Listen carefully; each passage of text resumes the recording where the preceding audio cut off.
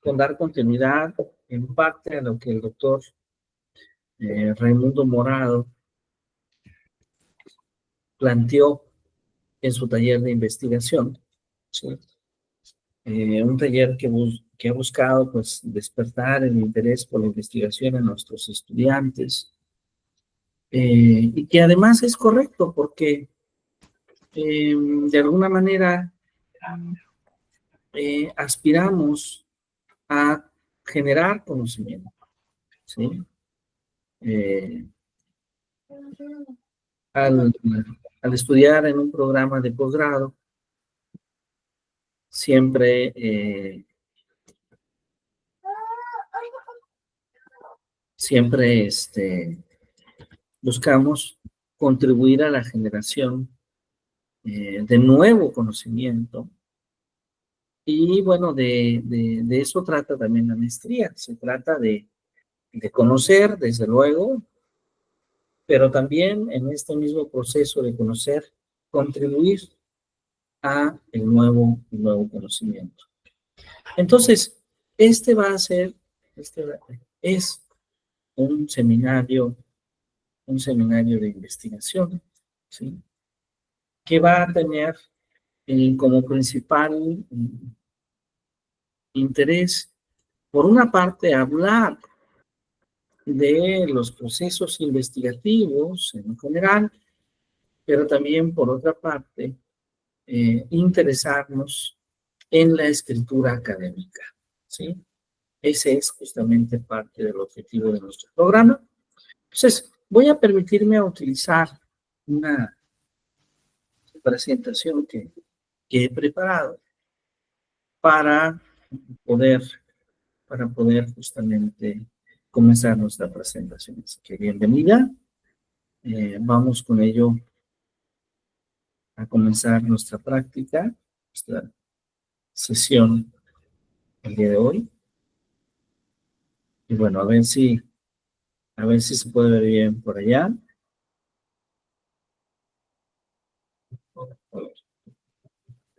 Creo que es así. No, doctor, aún no se ve. ¿Ya se ve? Sí, ya. Ya se ve. Ok, muchas gracias. Entonces, vamos a hablar del conocimiento científico. Este conocimiento científico que justamente eh, es la base, es el objetivo que nosotros queremos alcanzar en nuestro programa de posgrado, que es generar conocimiento. Pero vamos a entender un poquito este proceso que nosotros llamamos justamente la naturaleza del conocimiento científico. ¿Cómo es que el conocimiento científico se puede construir? ¿Cómo es que el conocimiento científico finalmente se da el acto de conocer a través de esa relación entre el objeto y el sujeto? ¿Sí? ¿Quién es el objeto de estudio? Pues es lo que queremos investigar, lo que estamos investigando. ¿Quién es justamente el sujeto? Es el medio que nos permite acercarnos al objeto de conocimiento. Y el investigador, la investigadora, lo que hace es observar justamente esta relación entre el objeto, entre el sujeto de conocimiento. Ahora, en el campo educativo, nosotros podríamos plantarnos muchísimos ejemplos de esta relación entre el objeto y el sujeto. ¿Cuál es su área de desarrollo en la docencia, maestra? De salud. En el área de la salud. Sí. Y si usted tuviese que elegir un tema que investigar en sus estudiantes, ¿cuál sería? Ay, no sé.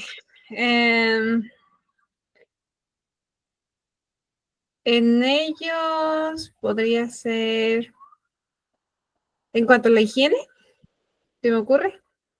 Por ejemplo, podría ocurrir, que recordemos que esto divide dentro de un marco, ¿verdad? Un marco donde se presente una problemática, donde un problema exista, y sabemos que la falta de higiene, la falta de buenos hábitos de higiene básica, nos puede generar algunas problemáticas de salud, ¿sí? Sí, Y entonces probablemente en su centro escolar usted identifica constantemente estas problemáticas que son consecuencias de la falta de hábitos saludables en los estudiantes. Entonces, ¿cuál es el objeto de investigación? El objeto de investigación es, en este caso, los estudiantes. eh, no serían los estudiantes serían el sujeto. El Ah, objeto de investigación sería lo que nosotros investigamos relacionado a un problema, ¿sí? Es decir, el objeto podrían ser esos padecimientos o enfermedades que ya. viven los estudiantes por la falta de hábitos de higiene, Sí, ¿sí? sí, Y sí, el sujeto son los estudiantes, porque es a través de los estudiantes que usted puede analizar, que usted puede conocer esa problemática. Entonces, el sujeto nos permite conocer al objeto, ¿sí? sí. Sí, más bien yo me El, confundí. Escuché sujeto en vez de objeto. ok. Entonces, el sujeto nos permite conocer el objeto. Ahora, esta relación no siempre se da así, porque también a veces desde el sujeto podemos encontrar objetos de estudio, ¿sí? A través del estudio, por ejemplo, del comportamiento, podemos observar objetos de estudio. A través, por ejemplo, un sujeto puede mostrar ciertos tipos de comportamiento que pudiesen entrar en ciertas características de un padecimiento mental, probablemente no conocido este padecimiento. Entonces, a veces del sujeto también podemos ir al objeto. O inclusive en otras ocasiones, el objeto podría ser el sujeto mismo. Cuando el estudio, cuando el planteamiento que hacemos liga directamente a casos en los que estudiamos un campo de conocimiento sobre ese mismo campo de conocimiento. Por ejemplo, una investigación en matemáticas puras, casi siempre es una investigación donde el objeto y el sujeto son las mismas matemáticas. Pero una investigación sobre la enseñanza de las matemáticas no es así, porque ahí sí el objeto son ese conjunto de objetos matemáticos o de conceptos matemáticos que queremos investigar, y el sujeto son aquellos estudiantes en los que nosotros investigamos esos objetos. ¿Correcto? Sí, doctor. Sí. Sí, Ahora, este es el proceso en el que se construye el conocimiento. Es el proceso en el que el sujeto se apropia del objeto. ¿Y qué esperamos como consecuencia? Que se construya el conocimiento, ¿sí? Es decir, este proceso de conocimiento, esta apropiación del sujeto, del objeto, es finalmente posible gracias al método. Entonces, la metodología, una metodología aplicada a un proceso investigativo nos da como consecuencia la creación la generación de conocimiento. Cuando el método en particular es el método científico, podemos hablar entonces de conocimiento científico. Que este conocimiento científico finalmente es el conocimiento que nos interesa generar en un programa de posgrado. Ahora, para esto es necesario entender que hay distintos niveles de conocimiento, ¿sí? Hay un conocimiento que adquirimos a través de ese contacto que tenemos con la realidad, ¿sí? Las personas, que esta es una de las teorías más aceptadas, vamos conociendo a través de la interacción que tenemos con el medio y de alguna manera el conocimiento lo podemos interpretar como cierto modelo que nos permite conocer, expresar la realidad. Claro, que es muy importante decir que la realidad, maestra, posee muchas facetas, posee muchas características, posee muchas complejidades, de tal manera que se ve difícil, se ve realmente difícil que sea, que el conocimiento en general describa plenamente la realidad que sucede. Lo más común es que no pasa así, ¿sí? No pasa así. Generalmente lo que nosotros tenemos es solamente una parcialidad de esa realidad, ¿sí? Es decir, lo que nosotros tenemos es un modelo parcial de la realidad que explica parte de la realidad, pero que no logra explicar todo. Entonces, podríamos decir que esto significa que hay diferentes modelos de conocimiento y que en todas ellas se consideran distintas formas en que el conocimiento puede ser representado, estructurado o gestionado, tanto en el ámbito de los saberes, de la filosofía, como también de la cognición humana, como también en el ámbito de la inteligencia artificial.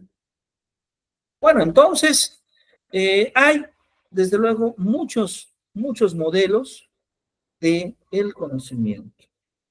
Podemos hablar, por ejemplo, de un conocimiento que está basado en un modelo mecanicista, ¿sí?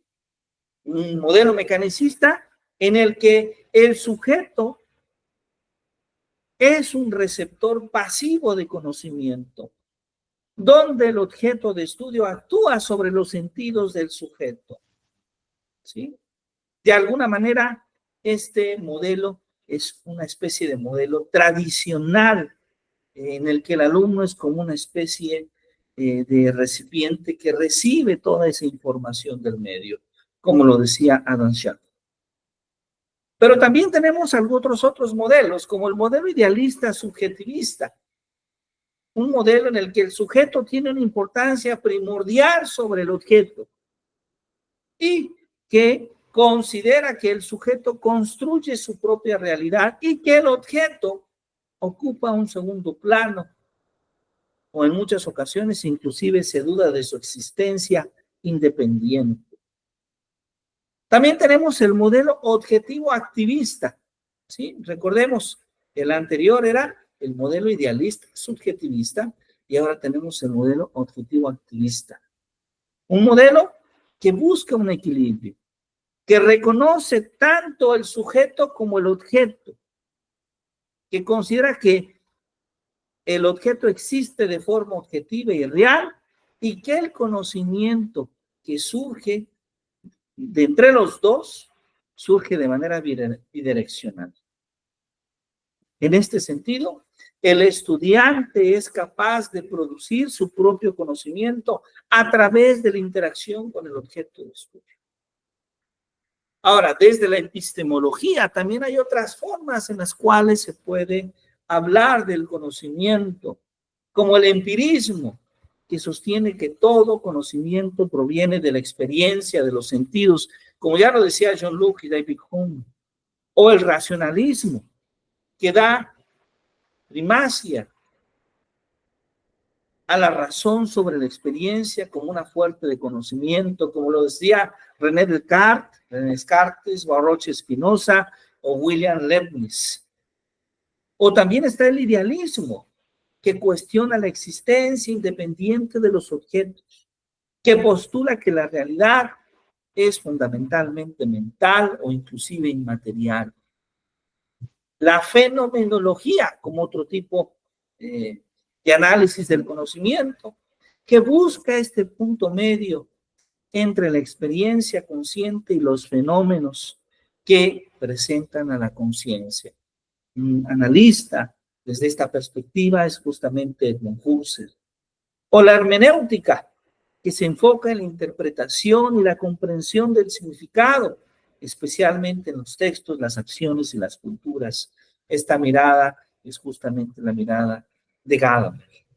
O el criticismo, este criticismo que fue propuesto por Kant, por Immanuel Kant, y que sugiere que el conocimiento se puede evaluar críticamente nuestras facultades cognitivas y nuestras creencias. Entonces, estas son una serie de afirmaciones que nos hablan justamente del conocimiento, de esa relación que se gesta entre el objeto y el sujeto, entre el objeto, el sujeto y la realidad.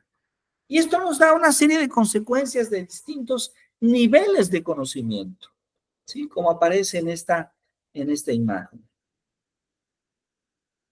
Niveles de conocimiento, y estos niveles de conocimiento atienden varios aspectos. Por ejemplo, un nivel empírico, ¿sí? Un nivel empírico que busca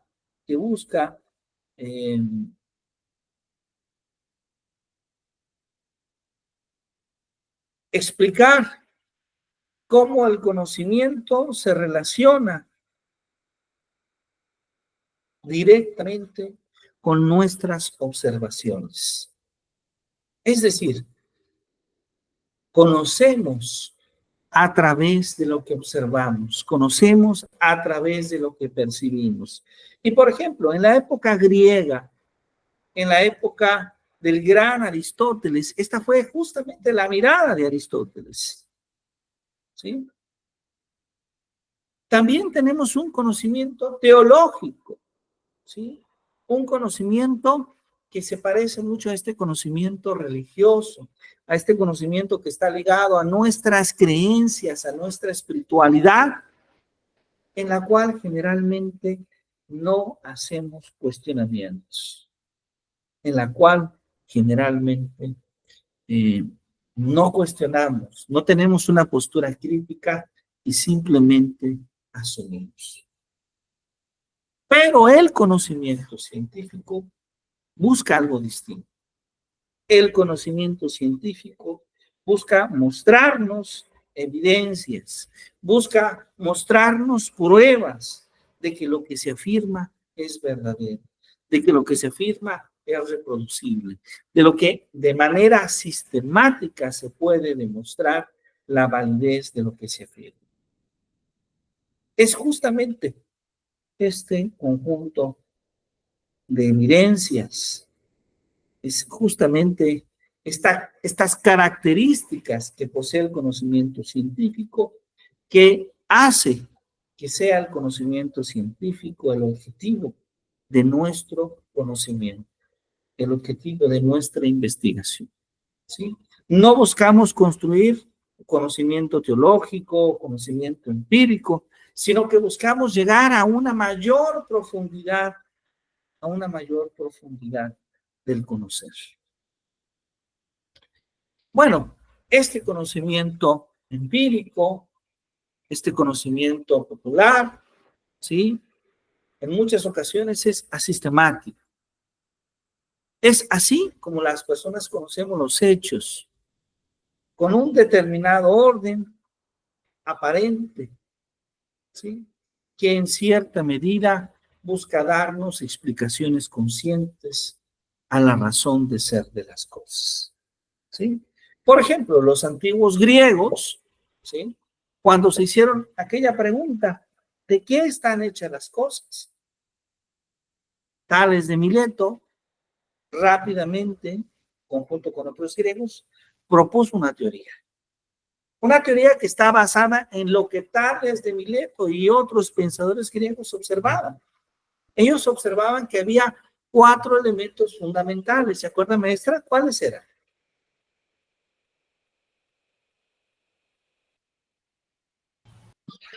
Virgen Santa, creo que sí lo tengo apuntado. ¿Ah? A ver, déjame buscarlo. La tierra, Deja, el algo que agua, tiene referencia al pensamiento, que era el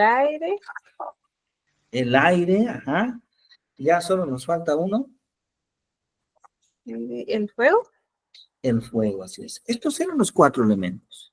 Ahora, esta teoría surge desde una perspectiva eminentemente empírica.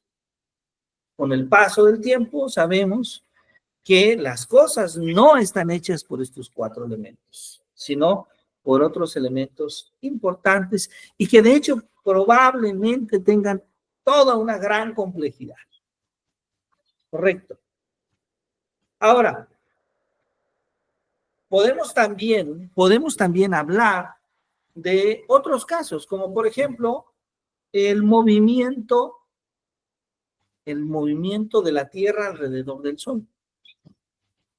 Hoy en día lo afirmamos con cierta certeza, pero esto es mucho más complejo cuando nos planteamos esta reflexión desde la antigüedad. Cuando nosotros nos planteamos esta reflexión desde la antigüedad, nos damos cuenta que de manera natural pareciera ser que el Sol se mueve alrededor de la Tierra, por donde amanece, por donde atardece. Y esto fue lo que observaron los pensadores de esta época. Ellos observaron un movimiento aparente del Sol y de ahí deviene el modelo geocéntrico que afirma que el Sol gira alrededor de la Tierra. ¿Correcto? Hoy en día sabemos que esto no es así, ¿sí? Entonces, lo que se busca es justamente el poder construir un conocimiento científico, Ahora, este conocimiento, de alguna manera, si lo vamos a llamar empírico, ¿sí? Es un conocimiento que es popular, que es cotidiano, que es experiencial, que es ordinario, que adquirimos mediante la observación, mediante la interacción directa con el entorno y que principalmente es el resultado de nuestra experiencia personal y del sentido común. ¿Cuáles son las características que tiene este conocimiento? Bueno, el origen. Se basa en el sentido común, en la observación, en la interacción con el entorno. La precisión, porque es impreciso, porque la mayoría de las veces sus juicios carecen de fundamentos adecuados y se considera falible e inexacto. Pero también el método, ya que no posee un método sistemático para su adquisición, para su verificación. Se adquiere de forma casual, de forma inintencionada, a través de la interacción social o de las propias experiencias vivas. Inclusive, posee un lenguaje ambiguo en muchas ocasiones, es inconsistente, ya que sus propias proposiciones o sus juicios no se apoyan suficientemente entre sí. Es subjetivo, ya que contiene implícitamente los deseos y los sesgos de la persona que lo emite. Es acrítico, pues no somete sus resultados a la reflexión y a un análisis riguroso. Es superficial, ya que abarca los aspectos aparentes, menos relevantes de los procesos, de los objetos, de los acontecimientos. Es intrascendente, ya que no trasciende lo particular y lo contingente, respondiendo a las necesidades inmediatas más del individuo, de la persona que observa. Es asistemático, porque es derivado de experiencias, de relaciones diarias. No es verificable en un sentido formal, ya que surge de las experiencias y se transmite espontáneamente. Doctor, una pregunta ahí con el... sí, claro. Perdón. Con el tipo de conocimiento empírico, ¿se podría decir que también se transmite de generación en generación o no? Sí, claro que sí. El conocimiento empírico es el conocimiento que emerge de la sociedad, de la cultura y se transmite de generación en generación. ¿Sí? Y en este sentido es localista, porque presenta una visión individual de la realidad. ¿Qué tan individual? Pues individual al grupo, a la comunidad, a las personas que comparten en cierta medida ese tipo de conocimiento. ¿Sí? Sí, gracias, doctor. Gracias a usted. Entonces, lo que nosotros buscamos es desarrollar un conocimiento científico. ¿Sí? Un conocimiento que vaya más allá de lo empírico. Un conocimiento que nos permita conocer las causas, las leyes que rigen la evolución de un determinado fenómeno. ¿Sí? Un conocimiento que tiene como principal propósito comprender y descubrir las leyes o los procesos que rigen la naturaleza y transformarlos o modificarlos en beneficio de la sociedad. Podríamos decir en cierta medida que el objetivo de este conocimiento es entender las causas de los hechos o los fenómenos mediante una demostración o una verificación sistemática. ¿Cuáles son sus características distintivas?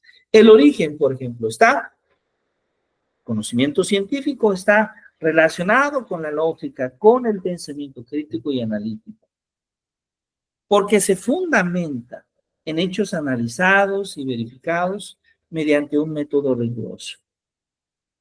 Es verificable, su veracidad o su falsedad puede ser demostrada. Esto es una característica muy importante.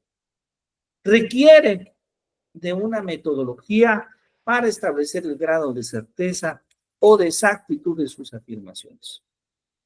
Ahora, el conocimiento científico también es sistemático.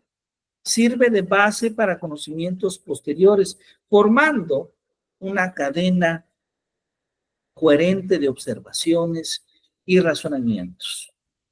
Decimos también que es fáctico porque se adhiere a los hechos tal como estos se presentan. También es analítico, y es analítico porque implica descomponer el todo en sus elementos constituyentes para simplificar el enfoque, para descubrir las relaciones, para entender los mecanismos internos subyacentes. Es sintético, porque una vez analizadas minuciosamente las partes de un determinado problema, estas pueden relacionarse para formular una idea abarcadora. Es explicativo también, porque su objetivo es comprender, es explicar los hechos mediante la formulación de leyes y de principios. Y también es comunicable, porque busca expresarse de una manera que sea comprensible para todos. Es objetivo, se abstrae de cualquier elemento afectivo, atendiendo a cuestiones de la razón. Es provisional, porque no es definitivo, no es inalterable, sino que más bien mantiene su validez mientras surjan nuevas investigaciones científicas que lo cuestionan. Y claro, es falible y parcialmente exacto, porque las nuevas ideas pueden modificar las ideas que previamente han sido aceptadas. Es universal porque mantiene su validez independientemente del lugar, independientemente del tiempo. Es transformador porque resuelve las necesidades humanas y en cierta medida sabemos que también propicia a través del conocimiento científico, se propicia el cambio social. ¿Sí? Entonces, es cierto, es general y es metódico. ¿Sí? Ahí tenemos justamente las características del método científico. Vamos bien hasta aquí, maestra. ¿Alguna duda? ¿Alguna pregunta? No, maestro, nada más corroborar. No sé si fue en el seminario donde escuché que independientemente de si alguien descubre algo a través del método científico, no es completamente válido hasta que alguien más lo replique. Claro, esta es una propiedad muy importante, que es el hecho de que es reproducible. ¿Sí? Gracias, El hecho maestro. de que es reproducible, es decir, todo conocimiento científico es reproducible. ¿Sí? Sí, doctor, gracias. Y verificable, es decir, alguien más puede hacerlo. La receta de cómo se construye el conocimiento no es mía, no es solo para mí, sino que solamente tiene sentido si alguien más logra reproducirlo, si alguien más logra finalmente explicar. ¿Sí? Bien, un momentito, por favor, le pido un minuto nada más. Voy por un vasito de agua para la garganta. Un momento, por favor. Sí, doctor, no hay problema.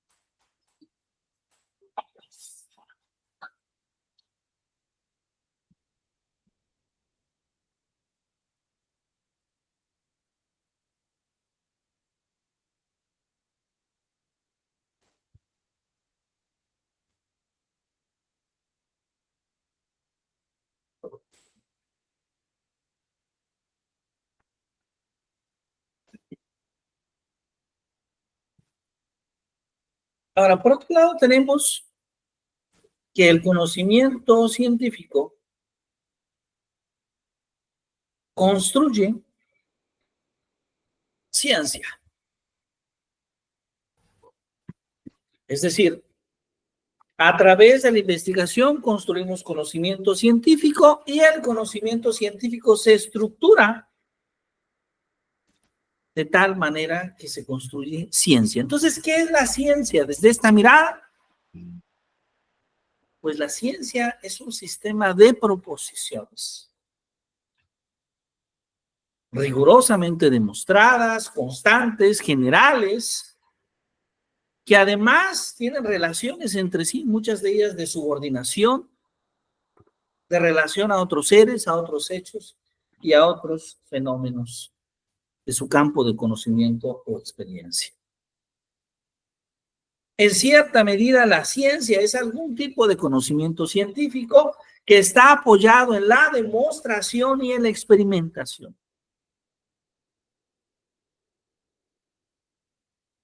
Entonces, la ciencia solo acepta lo que ha sido probado. sigue el método experimental o el modelado de la demostración rigurosa. Y bueno, la ciencia está compuesta por muchos elementos. Tiene conexión con muchos elementos, como son los principios, los conceptos, los hechos, las leyes, las teorías, los modelos. Entonces, bueno, acá vale la pena ir aclarando que el modelo, ¿sí?, es una estructura conceptual que construimos para tratar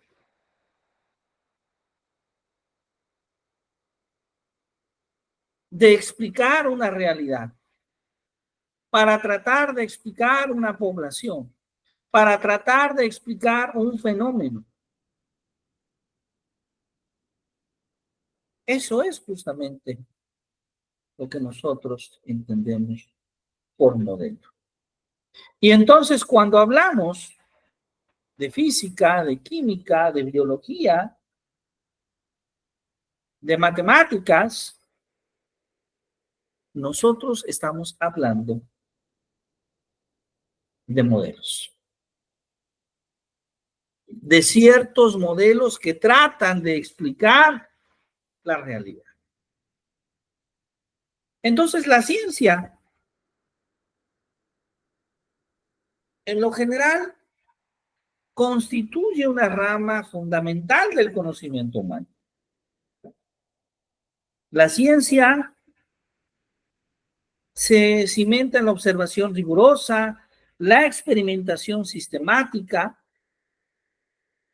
que aplicadas de manera ordenada nos permiten desentrañar esos misterios del mundo físico, esos fenómenos.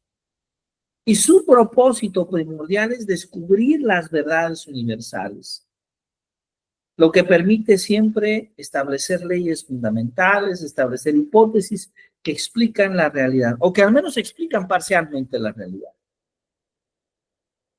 Y claro, esta aproximación metódica es lo que le distingue de otras formas de comprender la realidad.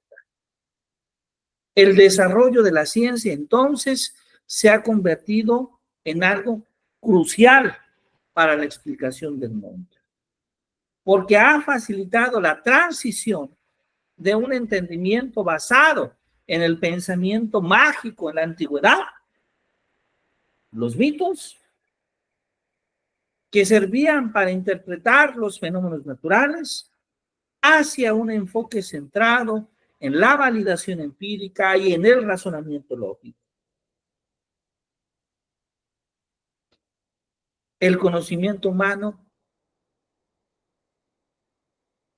ha desarrollado la ciencia, pero no siempre ha sido una progresión lineal que va reemplazando las formas primitivas de pensamiento por ciencia avanzada, ¿sí? Aunque la ciencia moderna se ha distanciado del pensamiento mágico, del pensamiento mítico, muchas perspectivas sugieren que esta separación realmente apenas se consolidó en el siglo XXI. De hecho, aún se observa el pensamiento mágico en ciertas manifestaciones e incluso se experimenta un crecimiento exponencial dentro del ámbito científico contemporáneo. La investigación científica, entonces, se caracteriza por una serie de atributos que algunas de ellas ya hemos comentado,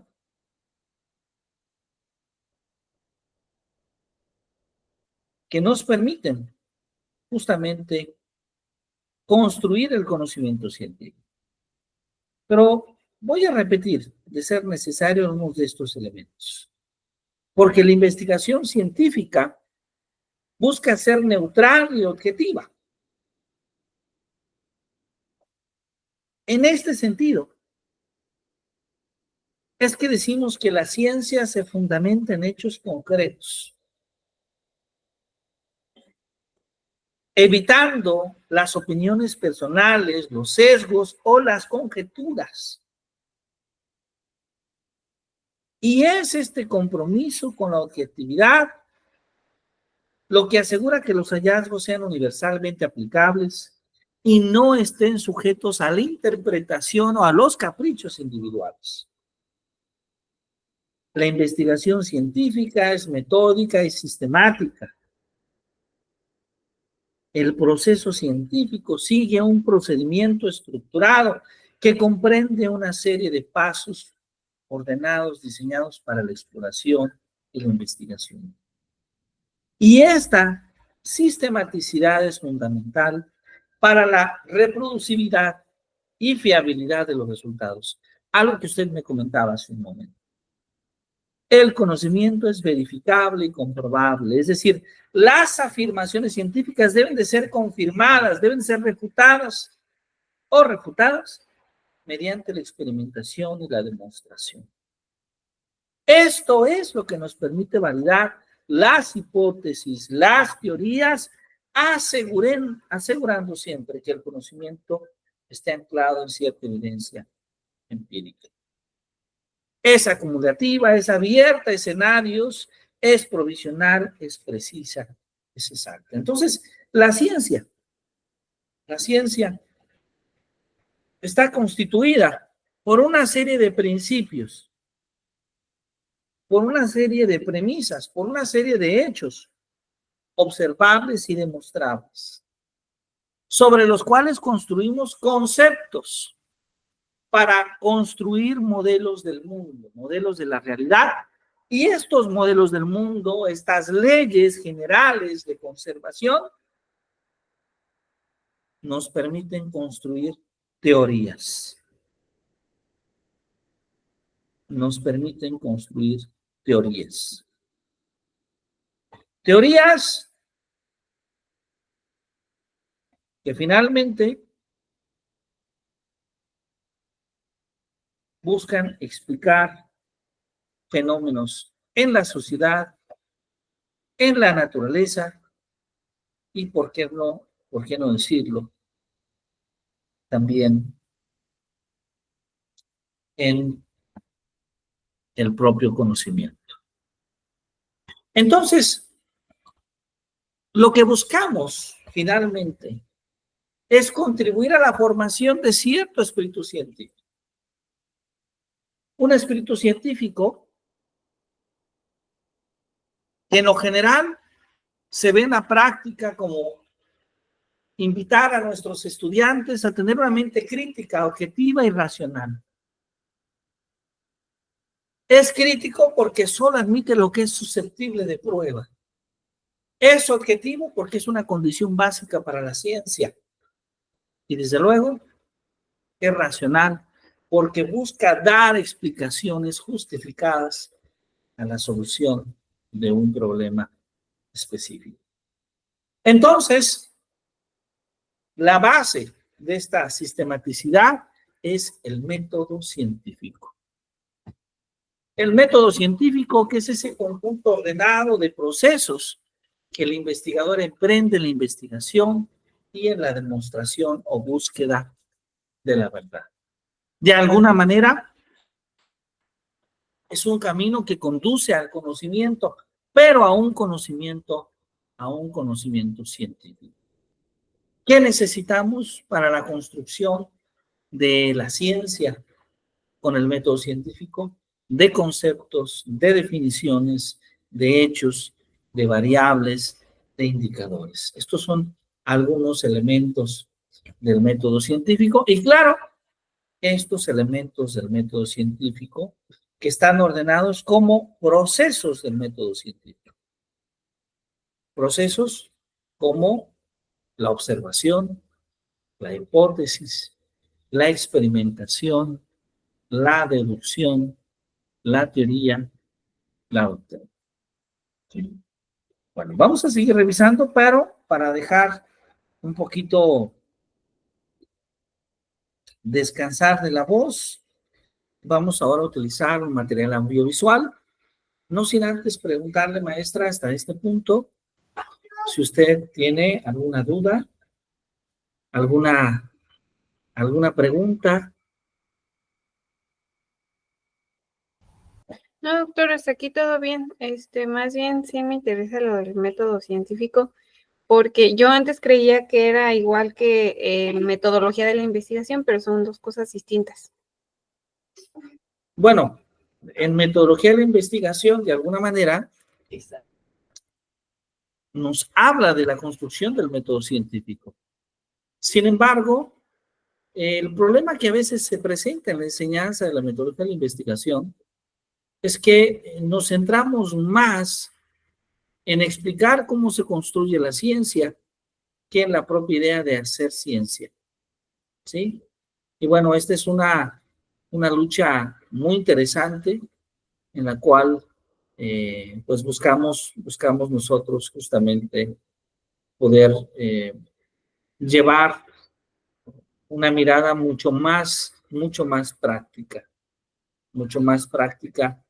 que lo que habitualmente se ve en un curso de metodología, de tal manera que, bueno, pues pueda ser de interés, por una parte, pero también, por otra parte, podamos tratar de construir conocimiento. Bueno, a ver, entonces, un momento, por favor. En un momento vamos a compartir.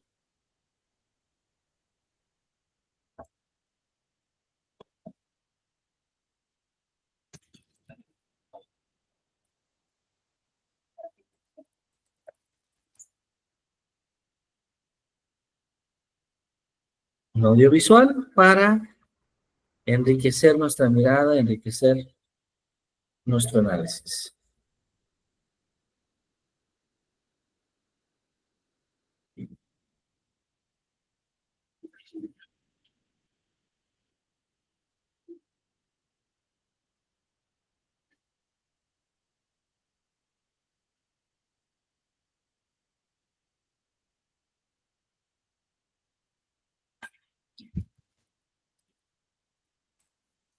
Un momento, por favor.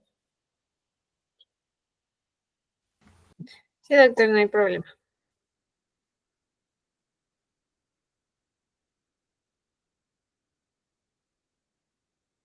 Muy bien, así están.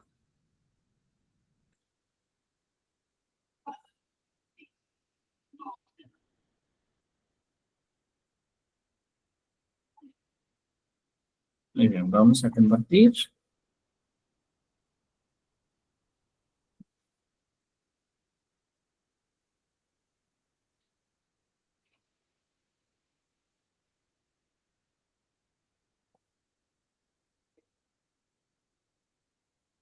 Así se puede ver allá. Parece que ya, ¿verdad? Sí, ya se puede ver. Hola, muy buenas tardes. Bienvenidos a un video más de Resúmenes en Telequia. En esta ocasión vamos a analizar las 15 características de la ciencia, el conocimiento y el método científico según el epistemólogo Mario Bunge. Mario Bunge fue un epistemólogo y filósofo de la ciencia argentino y como bibliografía estaré recomendando su libro La ciencia, su método y su filosofía, donde estarán abordadas brevísimamente las características que aquí vamos a enunciar. Por lo cual vamos a ver las 15 características fundamentales que Mario Bunge atribuye a la ciencia, al conocimiento científico y al método científico. La ciencia es fáctica, quiere decir que parte de los hechos, observables, medibles y cuantificables. Y siempre que estemos hablando de conocimiento científico, vamos a remitirnos a los hechos. Pero en segunda instancia, es trascendente. Quiere decir que parte de los hechos, pero no se queda en ellos, sino que busca elaborar una teoría explicativa y comprensiva acerca de los mismos, es decir, construir hechos u objetos conceptuales. La ciencia es analítica. Recordarán el método de Descartes. Si algo es demasiado complejo para comprenderlo, debe descomponerse en tantas partes como sea necesaria para poder abordarlo. Y por lo tanto, así como es analítica, es especializada. Quiere decir que para abordar los diferentes problemas de conocimiento, las ciencias se dividen y especializan en multiplicidad de áreas y disciplinas científicas. Hemos de ver que estas 15 características están relacionadas entre sí. La ciencia es clara y precisa. Para llegar a conocer la realidad mediante los hechos empíricos y una explicación teórica, la ciencia se expresa mediante un lenguaje propio, que es estricto, exhaustivo y simbólico, de tal forma que no dé lugar a confusiones o malinterpretaciones. Y por lo mismo que es clara y precisa, es comunicable. La ciencia no es un patrimonio privado, sino que es un patrimonio público. Se ofrece el conocimiento científico a toda persona que tenga interés y obviamente capacidad técnica para comprenderla. Los papers, por ejemplo, son publicados y los abstracts, o sea, sus síntesis o resúmenes, para que todas las personas puedan ver qué es lo que se está investigando. Del mismo modo es verificable. Así como uno puede leer las investigaciones científicas, puede, si tiene los conocimientos y los medios, replicarlas mediante la observación y la experimentación. De hecho, si un conocimiento no es claro, preciso, comunicable y verificable, no podríamos hablar de conocimiento científico.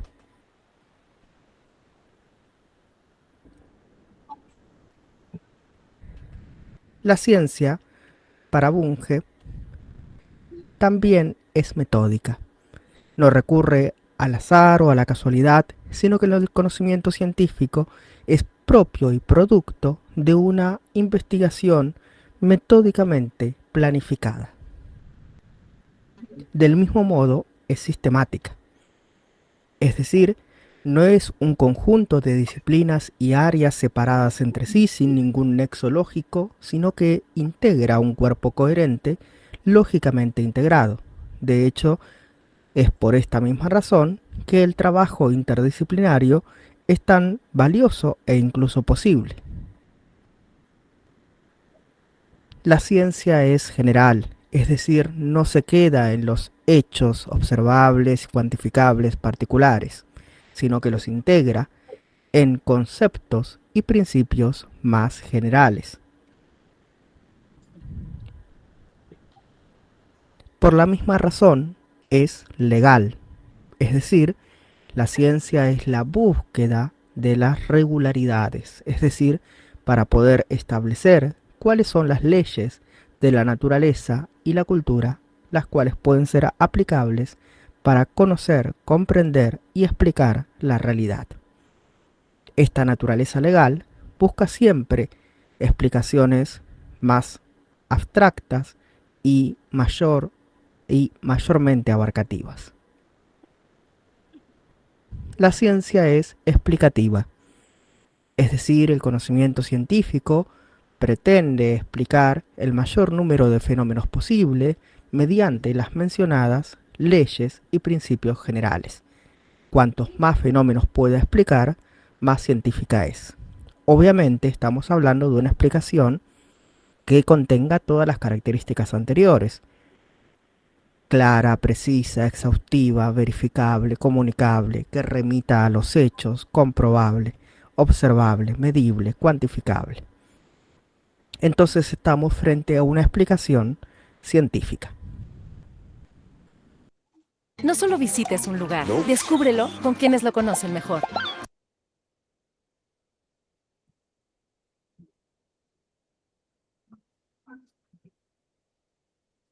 La ciencia es predictiva. No solamente explica los hechos o fenómenos actuales, sino obviamente los pretéritos y, dadas las mismas condiciones, los futuros. El carácter legal de la ciencia, es decir, que establezca las causas y consecuencias que se producen, las interrelaciones entre los fenómenos, le permite predecir, dadas las mismas condiciones, qué fenómenos se repetirán. La ciencia es abierta, es decir, la ciencia no es un conocimiento ni tradicional, ni dogmático, ni irrefutable. Aquí se ve la influencia que ha tenido, por ejemplo, el Círculo de Viena o Karl Popper, la concepción analítica de la filosofía que tiene Bunge, porque precisamente Popper había establecido que se procede mediante el falsacionismo y no mediante el verificacionismo. La ciencia es útil. Evidentemente, la ciencia no es un conocimiento únicamente teórico o teorético, sino que tiene sus aplicaciones prácticas mediante las técnicas y las tecnologías modernas. De hecho, nuestra sociedad se puede definir como una sociedad científica y tecnológica. Hasta aquí nuestro brevísimo, curioso y caótico repaso por las 15 características de la ciencia.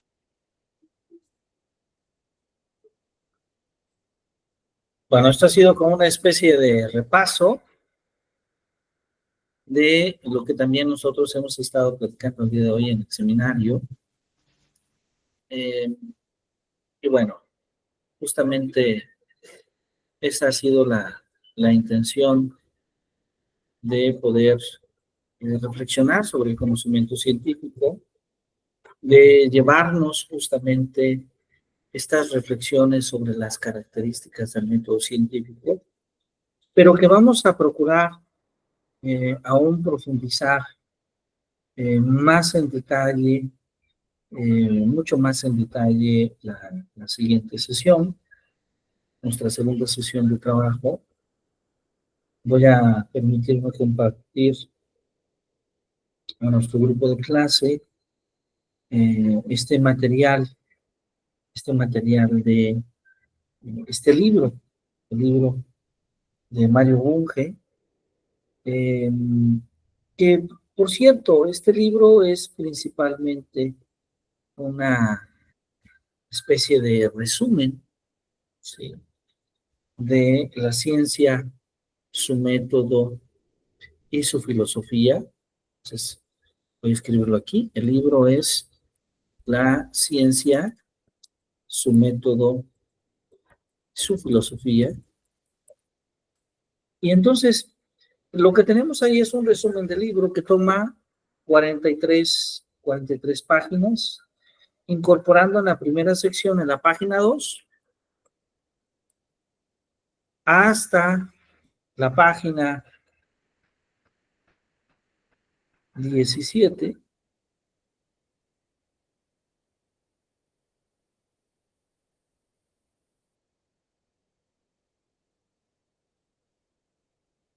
sí, hasta la página 17,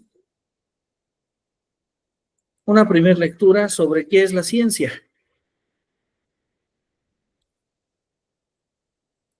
¿Está bien? Y si usted gusta, maestra Carla, si usted está de acuerdo, dejamos esta lectura para usted. ¿Está bien? Esta exposición para usted. ¿Está usted de acuerdo? Sí, doctor, me parece bien. Ya la abrí. Su segundo nombre es Zafiro, ¿verdad? ¿Es correcto? Sí, es Zafiro. Zafiro, ok. Bueno, entonces vamos a dejar esta primera lectura para usted, pero también vamos a distribuir pensando siempre en la participación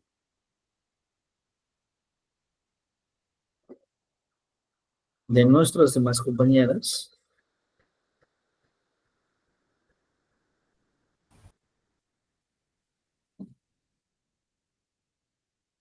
Vamos a dejar de un espacio para ellas.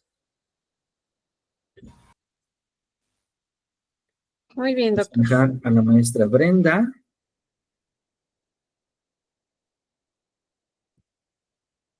la sección que dice ¿cuál es el método de la ciencia?, que va de la página 17 justamente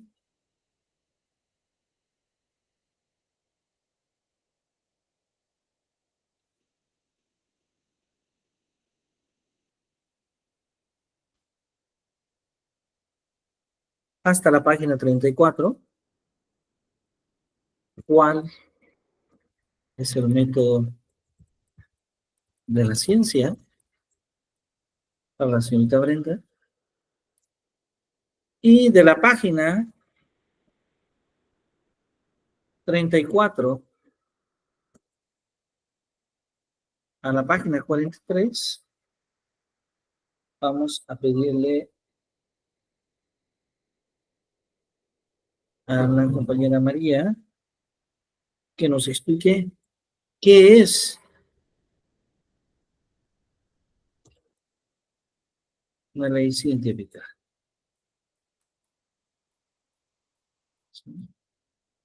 Sería la maestra Ana. Muy bien. Entonces, ahí está. Estas son las exposiciones para la siguiente clase. Muy bien, maestra. ¿Alguna duda, alguna pregunta de la sesión del día de hoy? ¿Alguna duda que nos quede? Que estuvimos hablando sobre la ciencia, sobre el método científico, sobre el conocimiento científico.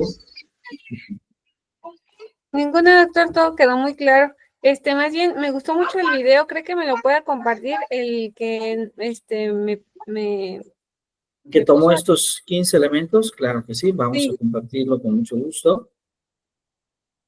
Ahora mismo lo compartimos en el grupo de WhatsApp. Ya está. Sí, sería todo, doctor. ¿Quiere presentación? ¿Quiere nada más que lo lea? ¿O quiere algún tipo de material en específico? Vamos a construir una presentación. Qué buena pregunta. Gracias. Entonces, una presentación en PowerPoint con 10 diapositivas como máximo. ¿Sí? Sí, doctor, gracias. Vamos a construir esta presentación para hablar justamente de esta sección, de este gran libro de Mario Bunge, donde profundiza un poco de lo que nosotros hemos platicado esta noche. Muy bien, Bueno, doctor. pues entonces yo le agradezco mucho. Nos vemos en 8 días. Nos llevamos un poco de tarea para disfrutar en la lectura. Que tenga un buen descanso. Muy buena noche. Gracias, doctor. Igualmente, que esté bien. Nos vemos. Buenas noches. Hasta luego. Que descanse. Buen descanso. Bye. Gracias. Bye, bye.